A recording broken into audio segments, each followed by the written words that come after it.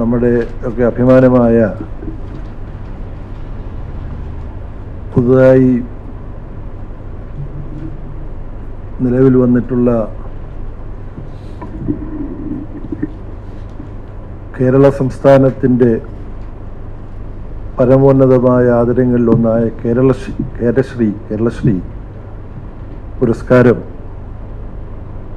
അതിന് കേരളശ്രീ പുരസ്കാരത്താൽ ആദരിക്കപ്പെട്ട നമ്മുടെ പ്രിയ സംഗീതജ്ഞൻ രമേശ് നാരായൺജിയുണ്ട്. അദ്ദേഹമാണ് കാര്യങ്ങൾ വിശദീകരിക്കേണ്ടത്. രണ്ട് കാരണങ്ങളാൽ ഞാൻ കൂടുതൽ പറയുന്നില്ല. ഒന്ന്, ശബ്ദ വിശ്രമം നൽകണമെന്ന് ഡോക്ടർമാർ ഉപദേശിച്ചിരിക്കുകയാണ് എന്നോട്. രാഷ്ട്രീയ രംഗത്ത് പ്രവർത്തിക്കുന്നവരോടൊക്കെ ഡോക്ടർമാർ അങ്ങനെ ഉപദേശിച്ചിരുന്നെങ്കിൽ നന്നായിരിക്കും എന്നാണ് എനിക്ക് തോന്നുന്നത് പൊതുവെ. അതിന് പുറമെ ഈ കാര്യങ്ങൾ വിശദീകരിക്കാൻ എന്തുകൊണ്ടും പ്രാപ്തൻ പണ്ഡിറ്റ് രമേശ് നാരായൺജി തന്നെയാണ്. ഇന്ത്യൻ സംഗീതം കണ്ട എക്കാലത്തെയും ഏറ്റവും വലിയ പ്രതിഭകളിലൊന്നായ പണ്ഡിറ്റ് ജസ്രാജ്, അദ്ദേഹത്തിൽ നിന്നും സംഗീതം അഭ്യസിച്ച രമേശ് നാരായൺജി അതിനു മുമ്പ് കർണാടക സംഗീതത്തിലും അവഗാഹം നേടിയിട്ടാണ് അദ്ദേഹം ഹിന്ദുസ്ഥാനി സംഗീത പാരമ്പര്യത്തിൽ അവഗാഹം നേടിയത്. അദ്ദേഹം നമ്മുടെ കേരളത്തിൻ്റെ സംഗീതത്തിൻ്റെയും സംസ്കാരത്തിൻ്റെയും ഒക്കെ പതാകവാഹകനായി ഇന്ത്യയിലും ഇന്ത്യക്ക് പുറത്തും ഒക്കെ സഞ്ചരിച്ചിട്ടുണ്ടെന്ന് നിങ്ങൾക്കറിയാം. അദ്ദേഹം മുൻകൈയെടുത്തുകൊണ്ട് അദ്ദേഹത്തിൻ്റെ മക്കളും നമുക്കറിയുന്നത് പോലെ അതിപ്രഗത്ഭരായ സംഗീതജ്ഞരാണ്. അവരും ഇവിടെ നമ്മുടെ ഒപ്പം സന്നിഹിതരായിട്ടുണ്ട്. അപ്പോൾ ത്യാഗരാജ സംഗീതാരാധന വളരെയധികം ശ്രദ്ധ ആകർഷിച്ചിട്ടുള്ള ഒന്നാണ്. ത്യാഗരാജ സ്വാമികളുടെ ജീവിതവുമായി അഭേദ്യമായ ബന്ധമുള്ള തമിഴ്നാട്ടിലെ തിരുവയാറിലാണ് എല്ലാ വർഷവും ത്യാഗരാജ സംഗീത ആരാധന നടക്കുന്നത്. ഈ ആരാധനയോട് വലിയ യോജിപ്പുള്ള ഒരാളല്ല ഞാനെന്നുള്ളത് ഈ സന്ദർഭത്തിൽ തുറന്നു പറയാൻ എനിക്കൊരു മടിയുമില്ല.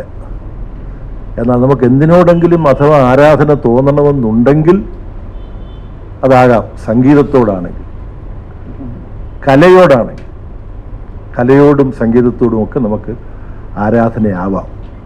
ആ അർത്ഥത്തിൽ ത്യാഗരാജ ആരാധനാ സ്ഥലത്തും പോകാൻ സമയമെടുത്തിട്ടുള്ള ഒരാളാണ് ഞാൻ. ഇപ്പോൾ പണ്ഡിറ്റ് രമേശ് നാരായൺജിയെ നമ്മൾ അനുമോദിക്കേണ്ടിയിരിക്കുന്നു.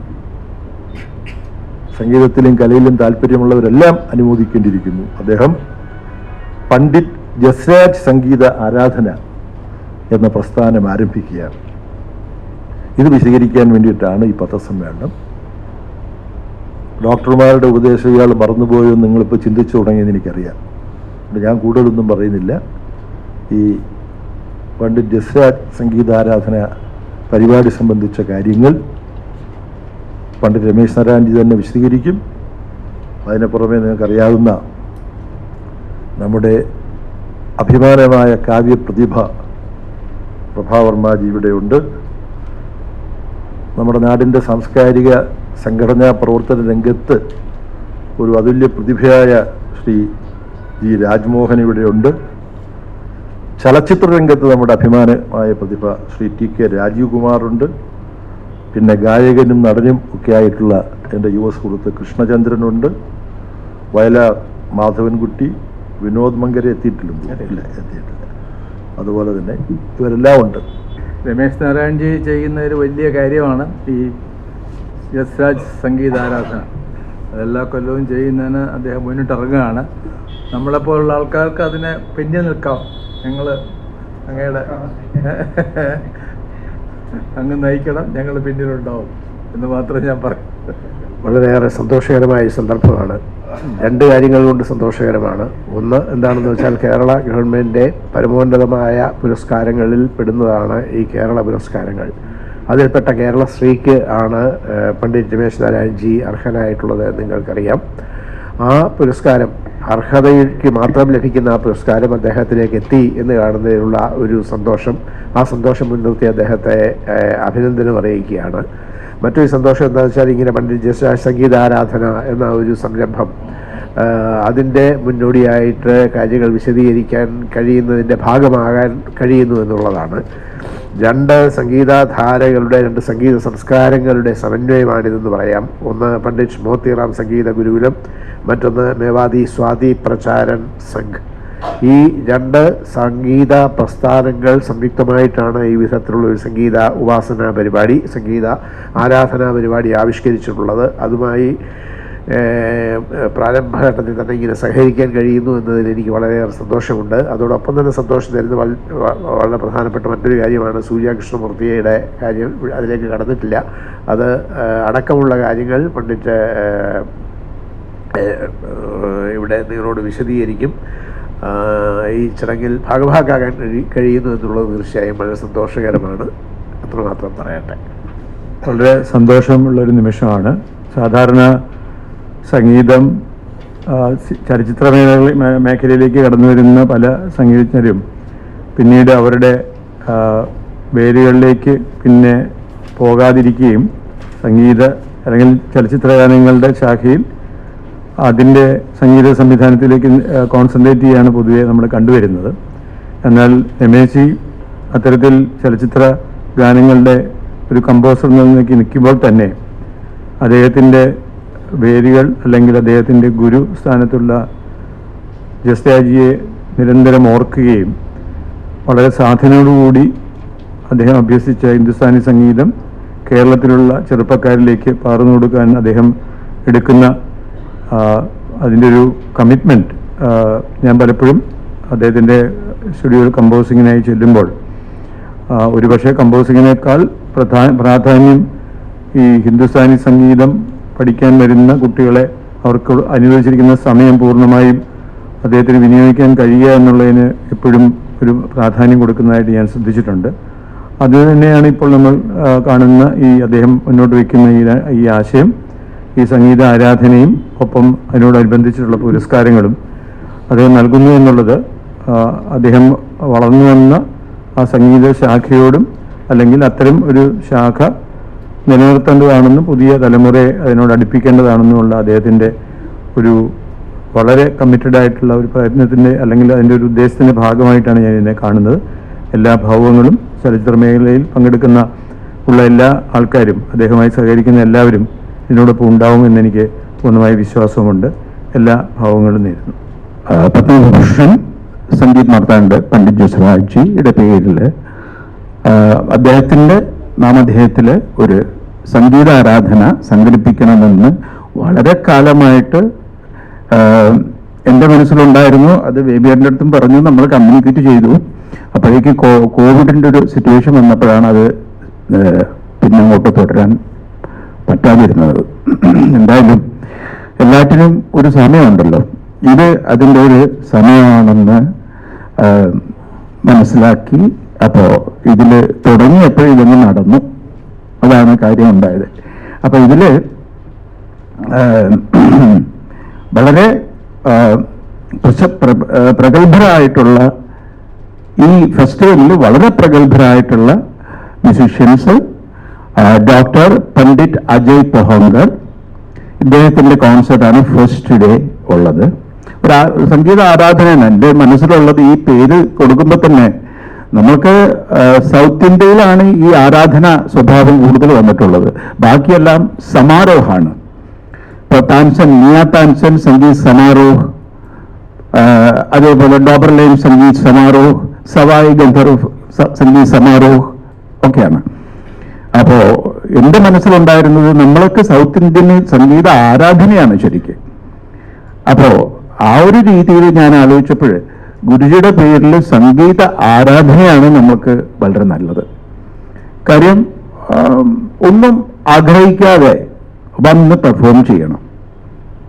സംഗീതം മുഴുവനായിട്ടും അർപ്പണമാണ്, ഡെഡിക്കേഷനാണ്, അർപ്പണമാണ്. അപ്പോൾ ഈ അർപ്പണ മനോഭാവം ഈ പേരിൽ തന്നെ വേണം എന്ന ഒരു കാര്യം. ബാക്കി കാര്യങ്ങൾ പിന്നീട് നടക്കും.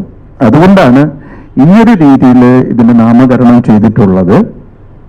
പിന്നീട് അത് വേണമെങ്കിൽ വർഷങ്ങൾക്ക് ശേഷം വേണമെങ്കിൽ സംഗീത സമാരോഹം ആവാം, സംഗീത മ്യൂസിക് ഫെസ്റ്റിവലായി മാറാം, ഒക്കെ പിന്നീടുള്ള കാര്യങ്ങൾ. എന്തായാലും ഫസ്റ്റ് ഡേ പങ്കെടുക്കുന്നത് doctor Ajay Pahonkar. Is a wonderful singer, വളരെ വലിയ പാട്ടുകാരനാണ്. ഇദ്ദേഹം 8 വയസ്സിലെ ചൈൽഡ് പ്രോഡിജി ആയിരുന്നു.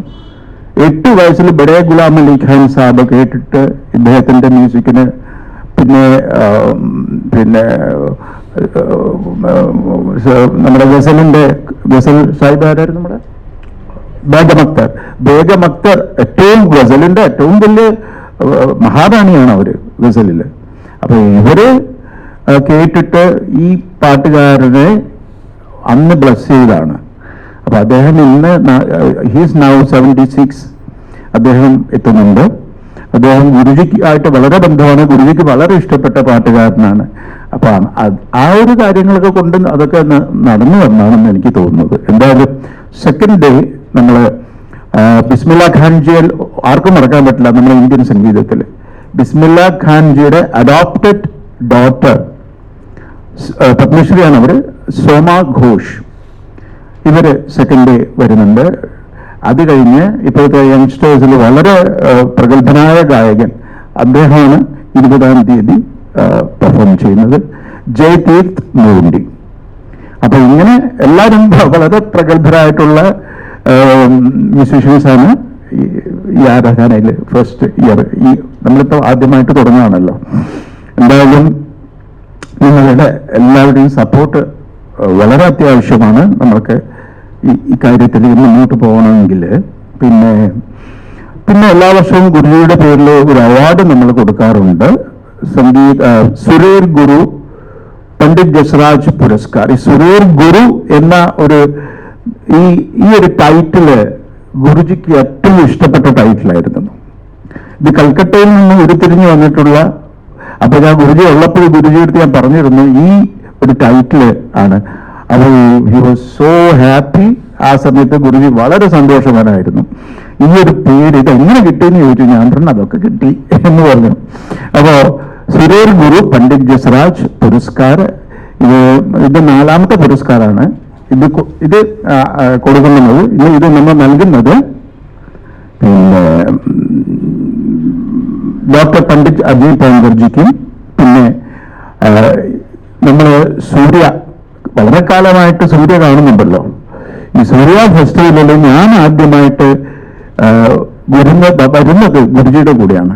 എൻ്റെ ഗുരുജിയുടെ കൂടെ 1987 ഞാൻ 1987 സൂര്യ ഫെസ്റ്റിവലിൽ പങ്കെടുക്കാൻ വരുന്നത് ഗുരുജിയുടെ കൂടെ. അപ്പൊ അതിലും മുന്നേ ബിസ്മില്ല ഖാൻജി മുതൽ പണ്ഡിറ്റ് രവിശങ്കർജി മുതൽ ഓൾ മ്യൂസീഷ്യൻസിനെ ഇവിടെ സൗത്ത് ഇന്ത്യയിൽ എത്തിച്ചിട്ടുള്ളത് സൂര്യയാണ്. അപ്പൊ സൂര്യ കൃഷ്ണമൂർത്തിയെ നമ്മൾ ഒരിക്കലും മറക്കാൻ പറ്റില്ല. ഹിന്ദുസ്ഥാനി സംഗീതം മാത്രമല്ല, ഒരുപാട് നോർത്ത് ഇന്ത്യൻ കലാരൂപങ്ങളും മൊത്തം നമ്മളിൽ എത്തിച്ചിട്ടുള്ളത് അദ്ദേഹമാണ്, സൂര്യ വഴിയാണ്. അപ്പോ ഈ സുരേർ ഗുരു പുരസ്കാരം 2 പേർക്കാണ്. ഒന്ന് അജയ് പഹോങ്കർജിയും പിന്നെ സൂര്യ കൃഷ്ണമൂർത്തിജിക്കും ഇത്തവണ കൊടുക്കുന്നത്. പിന്നെ ഇത് സംഭവിക്കുന്നത് സൂര്യയിലെ ഗണേശം എന്ന വേദിയിലാണ്. എന്തായാലും ഇതിവിടെ ഇത്തവണ ചെയ്യാൻ പറ്റുന്നതിൽ വലിയ സന്തോഷം, വലിയൊരു ബ്ലെസ്സിങ്സ്, ഗുരുവിയുടെ ഒക്കെ ഒരു ബ്ലെസ്സിങ്സ് കൊണ്ടാണ് ഇതിവിടെ സംഭവിക്കുന്നതെന്ന് പൂർണ്ണമായിട്ടും ഞാൻ വിശ്വസിക്കുന്ന ഒരു കാര്യമാണിത്. പിന്നെ എൻ്റെ കൂടെ ബേബിയേട്ടൻ, പിന്നെ രാജ്മോഹൻജി വളരെ വർഷങ്ങളായിട്ട് ഒരുമിച്ചുള്ളതാണ്. പിന്നെ ബർമാജി, രാജേഷ്, പിന്നെ എൻ്റെ കൂട്ടുകാർ ഇവിടെ ഉണ്ട്, ബാക്കിൽ 2 പേര്. കൃഷ്ണൻ,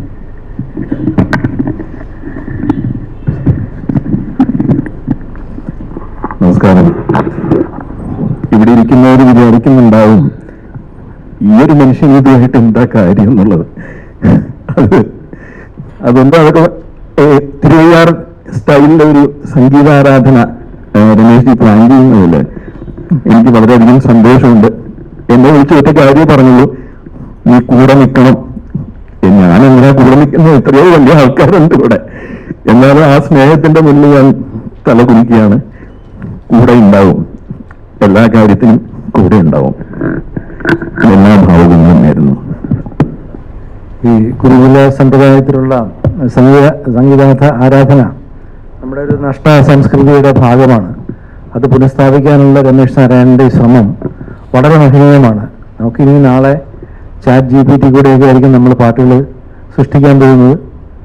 ഒപ്പം ട്യൂട്ടോറിയൽസ് ഉണ്ട്, ഒരുപാട് യൂട്യൂബ് ട്യൂട്ടോറിയൽസ് ഒക്കെ ഉണ്ട്. അതുകൂടെയൊക്കെ നമുക്ക് അവരെയൊക്കെ ഗുരുക്കന്മാരെ സങ്കല്പിച്ചുകൊണ്ട് നമുക്ക് സംഗീതം പഠിക്കുന്ന ഒരു കാലഘട്ടത്തിലേക്ക് നമ്മൾ കടന്നു വന്നിരിക്കുന്നു.